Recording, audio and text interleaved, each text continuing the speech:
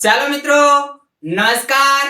Shivam GK master YouTube ચેનલમાં સ્વાગત છે તમામ વિદ્યાર્થી મિત્રોનું. વિદ્યાર્થી મિત્રો, તમે બધા અહીંયા હજી મૂંઝાયા છો. એક વયપત્રક છે, પેઢીનામું છે, સોગાનનામું છે. શાળા રેકોર્ડ નથી, બરાબર? અમુક શાળામાં એવું બને, બધેય ના બને. મૂળ તો તમે અહીંયા એક વયપત્રક છે, પેઢીનામું છે, સોગાનનામું છે.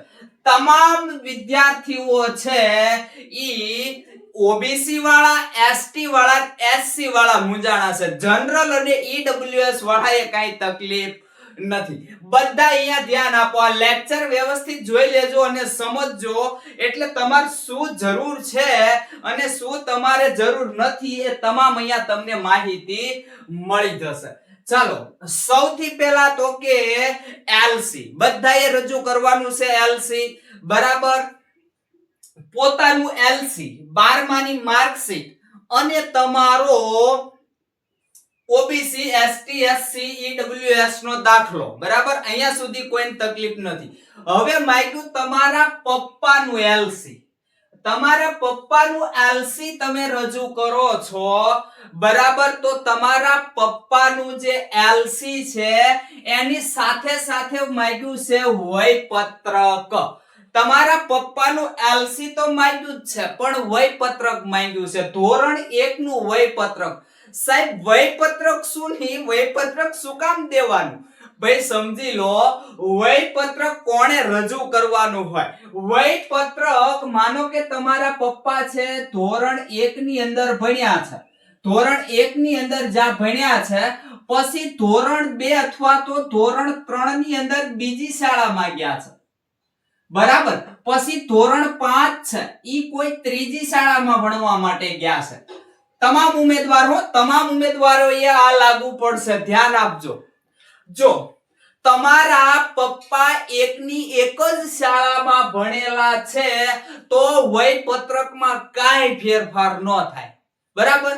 વયપત્રક એટલે જોઈએ તમારા પપ્પા અહીંથી અહીંયા ધોરણ 5, ધોરણ 1 શાળામાં ભણ્યા, પછી બીજી શાળામાં ધોરણ 3 ભણ્યા અને 4 ત્યાં ભણ્યા અને 5મું ક્યાં ગયું? ટૂંકમાં એને શાળા બદલાવી છે.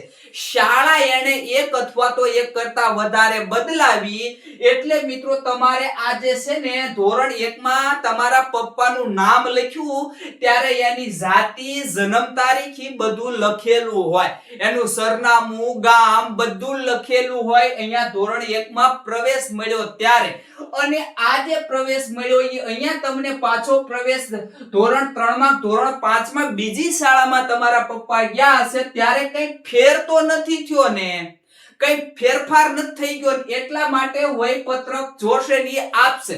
તો વયપત્રક ક્યાંથી નીકળશે? તમારા પપ્પા ધોરણ 1 ની અંદર જ્યાં એન્ટર થયા હશે ત્યાં વયપત્રક તમને મળશે. પણ ઈ વયપત્રક મારા ખ્યાલ મુજબ શાળાઓ બદલી હોય ને એને જરૂર પડે. શાળાઓ એક જ શાળા છે તો ત્યાં થોડું કઈ બદલી જાય ભલા માણસો. હવે અહીંયા ધોરણ 1 માં છે, પછી તમારા પપ્પા એકની એક શાળાની અંદર ધોરણ 5 સુધી ભણ્યા છે. પહેલા એટલું જ ભણતા હતા હો, 5 સુધી એકની એક શાળામાં ભણ્યા છે તમારા પપ્પા, તો કઈ ફેરફાર થઈ જાય વયપત્રકમાં? ભાઈ કાઈ ફેર ન થાય. એમાં શાળામાં કઈ થોડું બદલું હશે. એટલા માટે અહીંયા વયપત્રક એમણે કઢાવવાની મારા ખ્યાલ મુજબ જરૂર પડે કે જેમના પપ્પાએ નિશાળ બદલેલી હોય, શાળા બદલેલી હોય, એમને વયપત્રક કઢાવવું પડે. હવે તકલીફ એક બીજી પડે છે. કોને? હવે સમજાઈ ગયું બેટા? કોને વયપત્રકની જરૂર પડશે? કે જેમના પપ્પાએ શાળાઓ બદલી હોય એમને વયપત્રકની જરૂર પડે. બાકી એકની એક જ નિશાળની અંદર અભ્યાસ કર્યો હોય એને વયપત્રકની જરૂર ન પડે. બીજું, હવે અમુક શાળા છે એ જૂની શાળાઓ હશે ને બંધ થઈ ગઈ હશે. એમ કહેશે કે ભાઈ શાળા તો તમે ત્યાં જશો ને તો શાળામાં કાંઈ નહીં હોય, ત્યાં પડી ગયેલા ભીતડા હશે, બરાબર?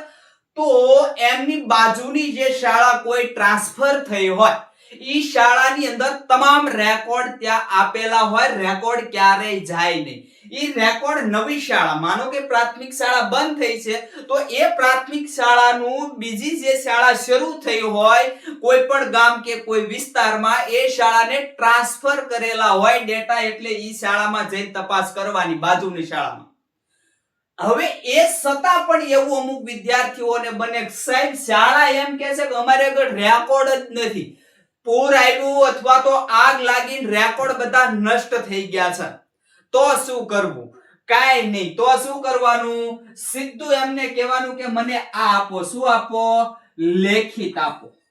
મને લેખિત આપો કે ભાઈ આ સમયે આવી કુદરતી આફત આવેલી અને શાળાના જે રેકોર્ડ છે એ નષ્ટ થઈ ગયેલા છે, હાલ અમારી પાસે કોઈ રેકોર્ડ છે નહીં.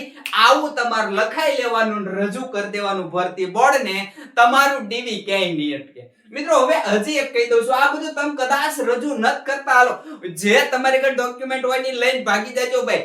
એલસી 12મા ધોરણનું તમારી આગળ 12મા ધોરણનું જે કઈ માર્કશીટ હોય, પછી ઓબીસી દાખલો હોય, તમારી આગળ જેટલા ડોક્યુમેન્ટ લઈને હોય ને એટલા લઈને પૂગી જાજો. ક્યાંય અટકશો નહીં, તમને સમય આપશે હજી ભાઈ તમારે આ ખૂટે છે, આ લેતા આવો. તમારી જગ્યા ક્યાંય જવાની નથી, તમે સાચા છો તો. પણ કોઈ વિદ્યાર્થી મૂંઝાઈને એવું ના કરે કે ભાઈ ચાલો સાહેબ મારે પેઢીનામું નથી મળ્યું કોઈ કારણોસર તો હું નથી જતો ડીવી માટે, મારું ડીવી નહીં થાય. ડીવી થશે, પેઢીનામું પછી માંગી લેશે, રજૂ કરી દેજો, બરાબર, પણ ડીવી માટે તો જવાનું. આ વાત થઈ તમારી શેની? તો કે ભાઈ વયપત્રકની, બરાબર. હવે બીજી વાત કરીએ પેઢીનામું. પેઢીનામું કોને જરૂર પડશે? આપણું ગુજરાત ક્યારે અસ્તિત્વમાં આવ્યું? 1 મે 1960 ની અંદર આપણું ગુજરાત અસ્તિત્વમાં આવ્યું. આવું કઈ તમે જીકે ની અંદર વાંચ્યું છે કે નથી વાંચ્યું? આપણો દેશ 1947 ની અંદર આઝાદ થયો છે. આઝાદ થયો છે. આવું ક્યાંય તમે વાંચ્યું કે નથી વાંચ્યું? બરાબર. તો હવે મારા પપ્પા છે ને, મારા પપ્પા એમણે પ્રથમ જે રજવાડું આપેલું, પ્રથમ રજવાડું સ્વરાજ બનાવવા માટે આપેલું કોણે? તો કે આપણા કૃષ્ણકુમારસિંહજી.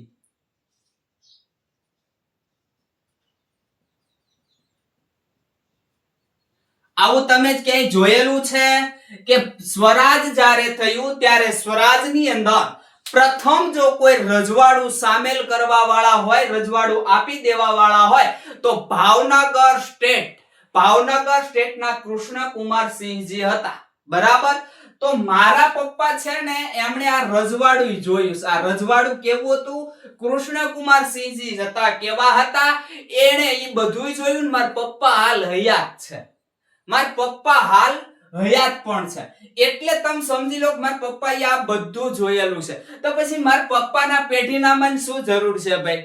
મારા પપ્પા ભણવા ગયા છે, મારા પપ્પાનું એલસી છે ભાઈ, ઓબીસી હોય તો કઈક 1978 પહેલાનું માંગે છે, બરાબર. હવે મારા પપ્પાએ આ બધું જોઈ, ભલા માણસો 1978 પહેલાના મારા પપ્પા ન હોય તો એને પેઢીનામાની શું જરૂર છે? એમને પેઢીનામાની જરૂર ન પડે, બરાબર. મારી ગણતરીએ એસટી એસસી છે એને 1961 માં એની કાસ્ટ જે છે લગભગ અનામતમાં કઈક સામેલ કરી. જો ફૂલ એન્ડ ફાઇનલ નથી ખબર મિત્રો, એ તમે તમારી રીતે સહેજ જોઈ લેજો, પણ મને ખબર એટલી તો છે કે 1 મે 1960 ના રોજ આપણું ગુજરાત અસ્તિત્વમાં આવ્યું, બરાબર. તો એની પહેલાનો રેકોર્ડ જેની આગળ હોય એને નો જરૂર પડે, જો ભરતી બોર્ડ સમજે તો, બરાબર. અને સમજે તેને જ ખબર છે કે આ બધું તી જોઈને બેઠા છે, આખું સ્વરાજ બનાવ્યું ઈ જોઈને બેઠા. પછી આપણે ઈથી મોટો પુરાવો શું જોઈએ? હવે વાત કરું તમને પેઢીનામાની, બરાબર. પેઢીનામું કઈ રીતે બનાવડાવવું? પેઢીનામું જે છે તમારે કઈ રીતે પેઢીનામું આખું બનાવડાવવાનું છે એની સહેજ તમને વાત કરી દઉં. જે વિદ્યાર્થીઓએ પેઢીનામાની જરૂર પડશે કે એમના પપ્પા જે છે એનું તાજેતરનું એલસી છે, માનો કે 1990 નું એના પપ્પાનું એલસી છે, બરાબર. તો એમને પેઢીનામાની જરૂર પડે. હવે પેઢીનામું તમારે કઈ રીતનું બનાવડાવવાનું છે? હવે મંત્રી સાહેબ આગળ તમે જશો ને તૈયાર લઈને જાજો. આ તમને ક્યાંથી મળશે વયપત્રક? તો કે પહેલા ધોરણમાં તમારા પપ્પા જ્યાં ભણતા હશે ત્યાં, તમે ભણતા હોય ને તમારા પપ્પા ભણતા હશે ત્યાંથી મળશે. અને તમને પેઢીનામું મળશે તલાટી કમ મંત્રી પાસેથી. કોની આગળ? તલાટી કમ મંત્રી. આની પાસેથી મળશે, તલાટી કમ મંત્રી પાસેથી. અને એની આગળ ફ્રેમ આખી તૈયાર જ હોય અને લખવાનું જ હોય. આપણે અહીંથી તૈયાર જવાનું છે. પહેલા અહીંયા તમારું નામ, બરાબર, અહીંયા ભાઈ અથવા તો બહેન, કારણ કે આજે છે ઈ ભરતી કઈ ખાલી ભાઈઓની નથી, ખાલી બહેનોની નથી, એટલે અહીંયા તમારું નામ તૈયાર કરીને જાઓ એટલે ત્યાં તમને કઈ પૂછે નહીં. તમને નો ખ્યાલ હોય, અમુકને ના ખ્યાલ હોય તો તમારા પપ્પાને પૂછી લેવાનું કે આપણી પેઢીમાં કોણ આવશે. પ્રથમ તમારું નામ લખવાનું છે, બરાબર, અહીંયા નીચે. પછી ઉપર જતું રહેવાનું. પછી અહીંયા તમારી ઉપર કોણ હોય તો કે અહીંયા તમારા પપ્પા હોય કે નહીં? કોણ હોય? તમારા પપ્પા હોય. તો અહીંયા તમારું પપ્પાનું નામ, અહીંયા તમારું નામ, પછી આખું નામ લખવાનું છે અહીંયા જે કઈ હોય, બરાબર, આખું તમારું નામ, પછી તમારી ઉંમર, આટલું લખ્યું. પછી ઉપર જવાનું છે. તમારા પપ્પા જે છે એની નીચે તમારું નામ, પછી ત્યાં તમારા ભાઈઓ બહેનોનું નામ લખવાની જરૂર નથી, કારણ કે નોકરી કોણ લેવાની? તમારે લેવાની છે. એટલે તમે ભાઈ કે બેન જે હશો એનું નામ નીચે. પછી અહીંયા તમારા પપ્પાના જે બહેન હોય, બરાબર, બહેન, એના ભાઈ હોય એના નામ આવશે ઉપર. અહીંયા એના બેન જેટલા હોય એટલા, 2 બેન હોય, 3 બેન હોય, 2 ભાઈ હોય, 4 ભાઈ હોય, એના નામ ક્યાં આવશે તો કે ભાઈ 1, પછી અહીંયા ભાઈ 2, અહીંયા ભાઈ 2, બરાબર, પછી અહીંયા બેન 1, પછી અહીંયા બહેન 2, જે કઈ હોય ઈ અહીંયા આવશે, બરાબર. હવે એમની ઉપર કોણ આવશે તો કે આ જો આ પપ્પા છે ને, પપ્પાના ભાઈ એટલે તમારે શું થયા? કાકા થયા. એટલે સમજણ પડે ને. પછી પપ્પાના બેન એટલે તમારે શું થયા તો કે ફોઈ થાય. તમારા ફોઈ જે આપણે કહીએ છીએ, ફઈ કહીએ છીએ, અલગ અલગ રીતે બોલાવતા હોઈએ, બરાબર. તો આ એમના શું થયા તો કે ફોઈ થયા, ને આ એમના કાકા થયા. અથવા તો એના દાદા પણ અમુક કહેતા હોય છે, અમુક દાદા પણ કહેતા હોય, પપ્પાના મોટા ભાઈને દાદા પણ અમુક જગ્યાએ કહેવામાં આવે છે. આટલું થઈ ગયું. પછી આગળ ઉપર જવાનું છે. જો કેટલું પેઢીનામું જોઈશે એ તમને સમજાવું. આગળ તો કે પપ્પાના પપ્પા, તમારા પપ્પાના પપ્પા આવશે, બરાબર. પછી એક બાજુ આવશે પપ્પાના ફઈ. કોણ આવશે? પપ્પાના ફઈ. તમારા જેમ ફઈ આવ્યા કે ફોઈ આવ્યા એમ પપ્પાના હશે. એટલે કે તમારા પપ્પા છે એના પપ્પાના છોકરાઓ અહીંયા હશે ને, સોરી, એના છોકરાઓ શું, એના છોકરા તો તમારા પપ્પા, પણ એના ભાઈઓ બહેનો હશે અહીંયા ક્યાંક. એના ભાઈઓ બહેનો હશે તો એના ભાઈઓ બહેનો છે એ અહીંયા આવશે, ઉપરલી લીટીમાં એના ભાઈઓ બહેનો આવશે. તમામનું શું લખવાનું તો કે નામ અને ઉંમર, નામ અને ઉંમર, નામ અને ઉંમર બધે. હવે અહીંયા કેટલું થયું? તમારા પપ્પા, એના પપ્પા એટલે તમારા શું થયા તો કે દાદા થયા, બરાબર. હવે આપણે ક્યાં સુધીનું તો કે પરદાદા, પરદાદા સુધી લઈ જવાનું છે. તેથી ઉપર જતા રહ્યો, ઈથી ઉપર જતા રહ્યો. તમારા પપ્પા બધાને ઓળખતા હશે, એના ફોઈને ને એના કાકાને ને એના બધાને તો એના તમારા પપ્પા ઓળખતા જ હોય. એટલે અહીંયા નામ આવશે તમારા કાકાના ને તમારા ફોઈના. હો, અહીંયા ઉપર, ઓલા સોરી, તમારા પપ્પાના કાકાના ને તમારા પપ્પાના ફોઈના ને તમારા જે દાદા છે, બરાબર. તમારા દાદા, તમારા પપ્પા જે છે એના પપ્પા એટલે તમારા શું થઈ ગયા? દાદા થઈ ગયા. તો અહીંયા નામ એના આવશે, અહીંયા એના નામ અને એની ઉંમર લખાવવાની છે. અને પછી તમારા પરદાદાનું નામ ઉપર આવશે. પરદાદાને પછી કઈ બીજું લખાવવાની જરૂર નથી. એના ભાઈઓ બહેનો પરદાદાને કોણ હતા એ લખાવવાની જરૂર નથી. ત્યાં તો અહીંયા તમે જુઓ ખરા, તમારથી ચોથી પેઢી થઈ ગઈ. ત્યાં તો એમ કે 1947 પહેલા જતું રહ્યું હોય, 1947 પહેલા જતું રહ્યું, એટલે એ જરૂર પડશે નહીં. આ તમારું પેઢીનામું, આ તમારું પેઢીનામું ક્યારે જરૂર પડશે? તમારા પપ્પાનું એલસી તાજેતરનું છે તો તમારે પેઢીનામાની જરૂર પડશે. સમજાઈ ગયું? હવે વાત કરીએ આગળ સોગાનનામું. સોગાનનામાની બેટાઓ ક્યારે તમારે જરૂર પડશે?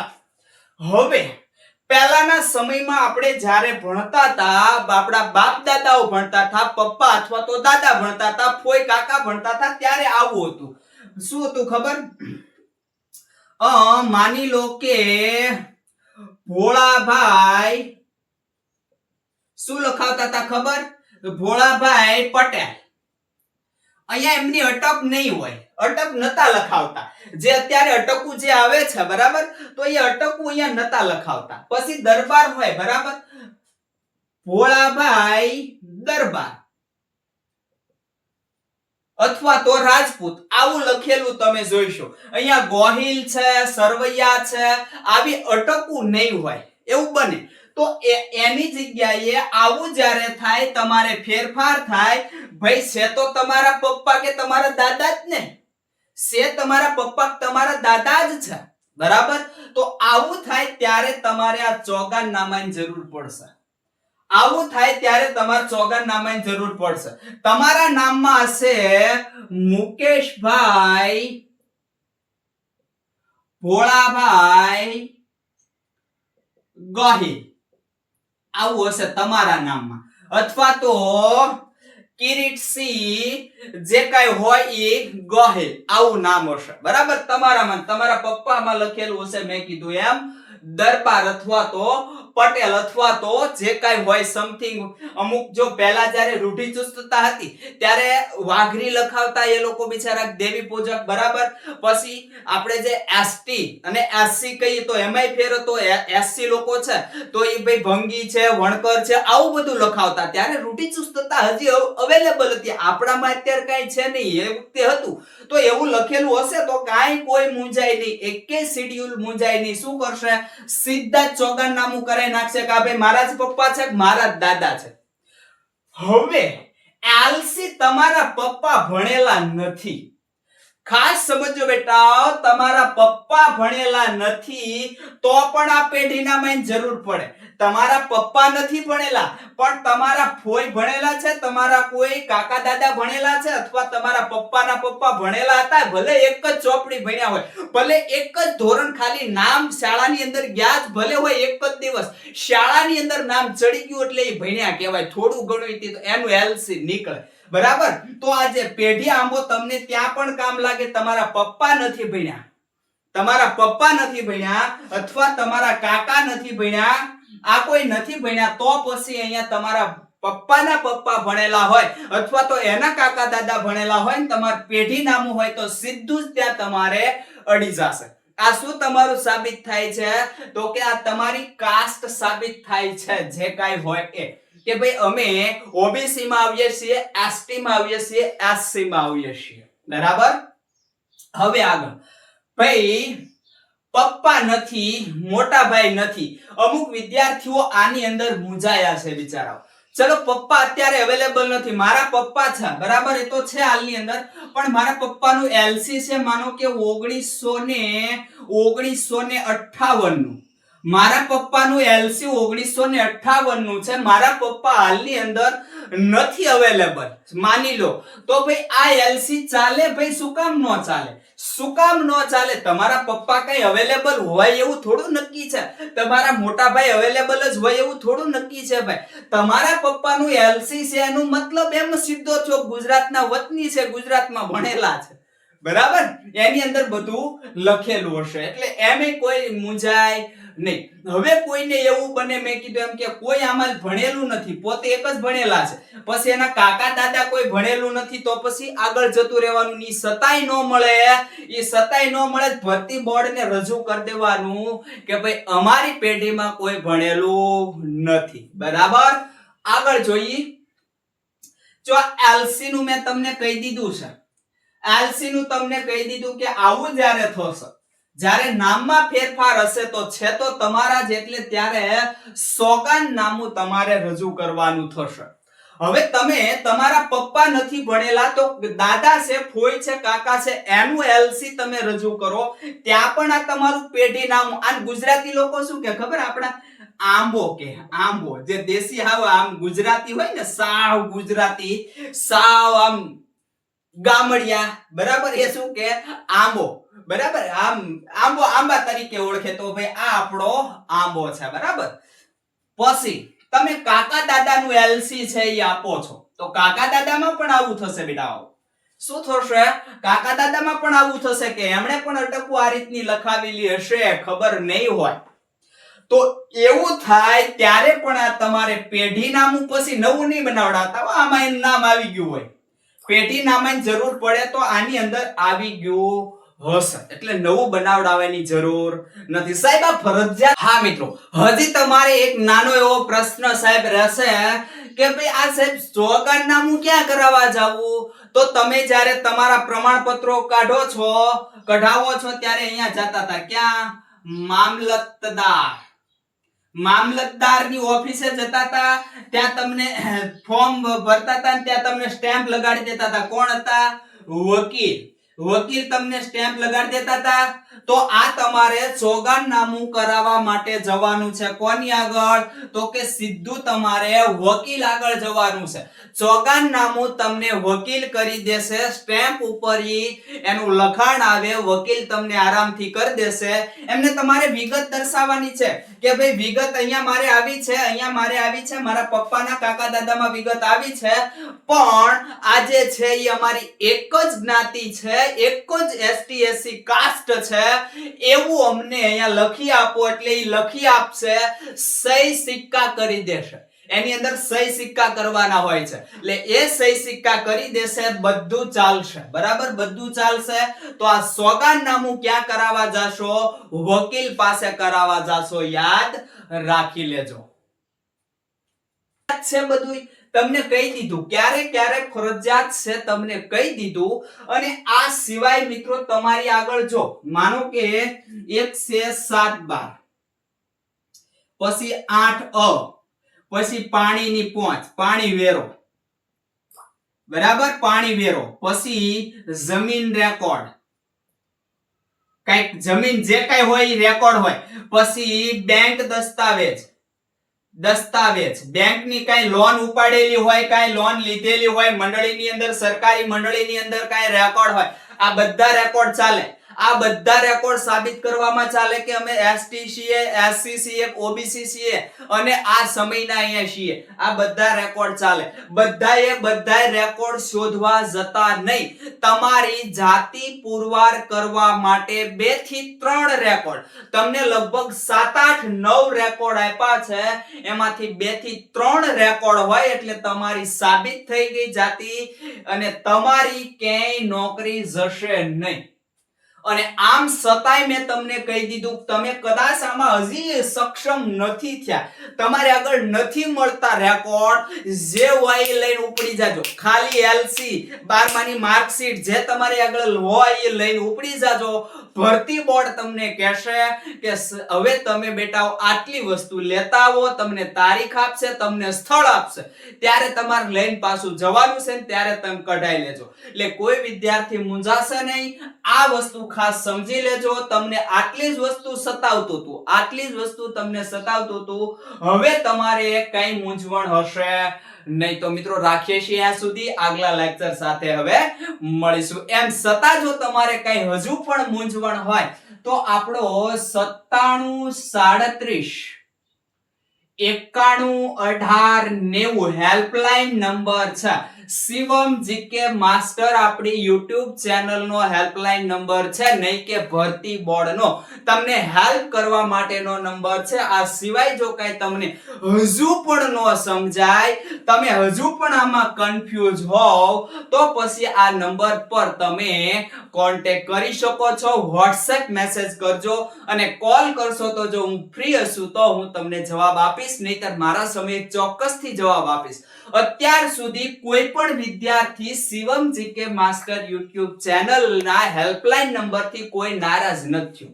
બરાબર, તમામને આપણે વ્યવસ્થિત રીતે એમને સંતોષકારક જવાબ આપ્યા છે. આ એકમાત્ર તમને હેલ્પ છે. બરાબર, તો બસ મિત્રો રાખીએ છીએ અહીંયા સુધી. વધારે કઈ કહેવું નથી. મેં કીધું એમ, જો કઈ હેલ્પની જરૂર હોય તો પછી તમે કોન્ટેક્ટ કરજો. આગલા લેક્ચર સાથે હવે મળીશું.